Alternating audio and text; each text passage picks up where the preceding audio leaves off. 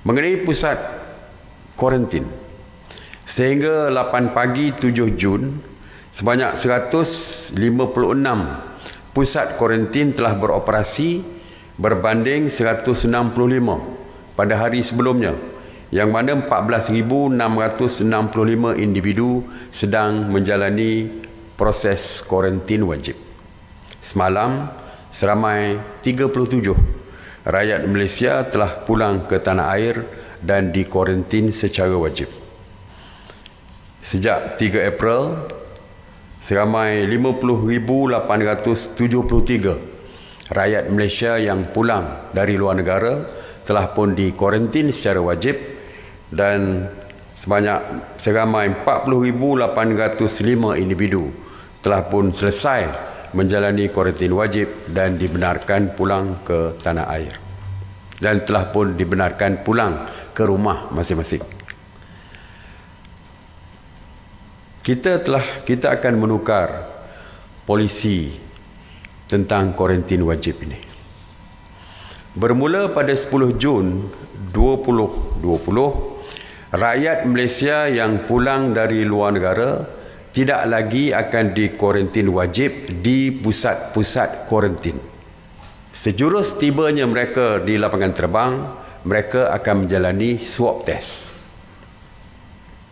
Bagi mereka yang positif, mereka akan dihantar ke hospital untuk rawatan, manakala bagi mereka yang negatif, mereka dibenarkan pulang untuk menjalani proses kuarantin wajib di kediaman masing-masing.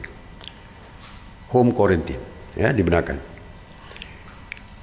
Walau bagaimanapun, mereka wajib untuk memuat turun aplikasi MySejahtera, dan mereka juga diwajibkan untuk memakai gelang tangan kuarantin ataupun wristband bagi memudahkan proses identifikasi.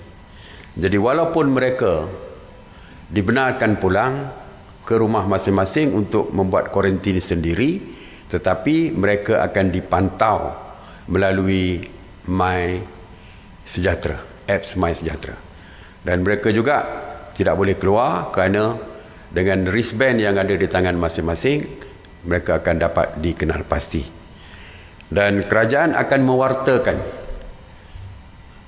mewartakan di dalam Akta 342 peraturannya, iaitu jika mereka engkar dengan peraturan yang dikeluarkan ini, maka mereka akan di-compound RM1,000 atau dihadapkan ke mahkamah. Dan jika dihadapkan ke mahkamah, mereka boleh dihukum denda dan juga dipenjara. Kita membuat perubahan ini berdasarkan dari segi data yang kita perolehi, jumlah yang pulang dari luar negara, rakyat kita yang pulang dari luar negara yang positif selepas 14 hari hanya di sekitar 1% saja, tidak banyak, ya. Lebih-lebih lagi kita lihat hari ini negara-negara di dunia pun keadaan COVID-19 di negara-negara luar juga sudah pun terkawal, dan lengkongan jangkitan telah pun melandai dan menurun. Jadi kalau satu ketika dulu seluruh negara di dunia dari segi COVID positifnya meningkat mendadak dan sebagainya, pada hari ini kita lihat sudah pun menurun. Tidak ada kebimbangan lagi dari segi positif COVID di kalangan rakyat kita. Lebih-lebih lagi setelah saya sebutkan tadi, setelah kita buat kuarantin, peratusannya amat rendah sekali. Jadi sebab itulah kita menukarkan polisi ini. Lebih-lebih lagi kerana ketika ini kita telah pun berjaya meningkatkan keupayaan untuk membuat ujian saringan COVID-19 di pintu-pintu masuk.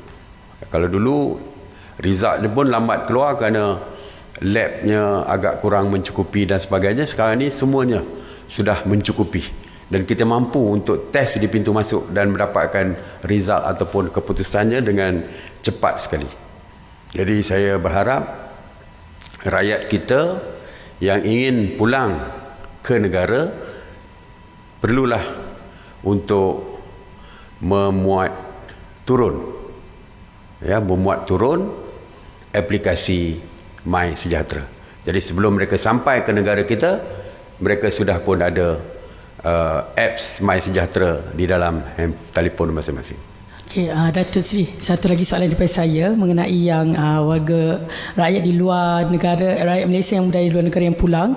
Okey, kalau warga negara yang balik ke Malaysia tu, time tunggu result swab test tu, diorang nak tinggal di mana? Sebab kalau kita lihat result tu bukan immediate. Jadi adakah mereka ni akan boleh, maksudnya kawasan mana mereka boleh pergi? Adakah akan pergi ke untuk menunggu result tu? Okey. Untuk pengetahuan, RTK antigen test yang kita akan gunakan nanti, resultnya dapat dalam masa yang amat cepat. Jadi tidak perlu tunggu untuk tinggal di mana-mana.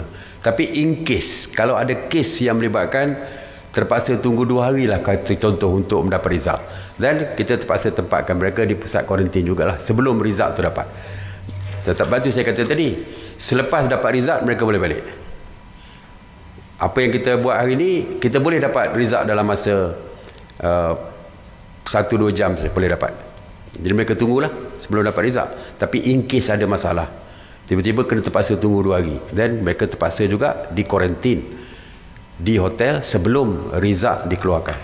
Untuk balik atau tidak, mesti selepas result dikeluarkan. Yang dah ada sekarang lah, yang dah ada sekarang.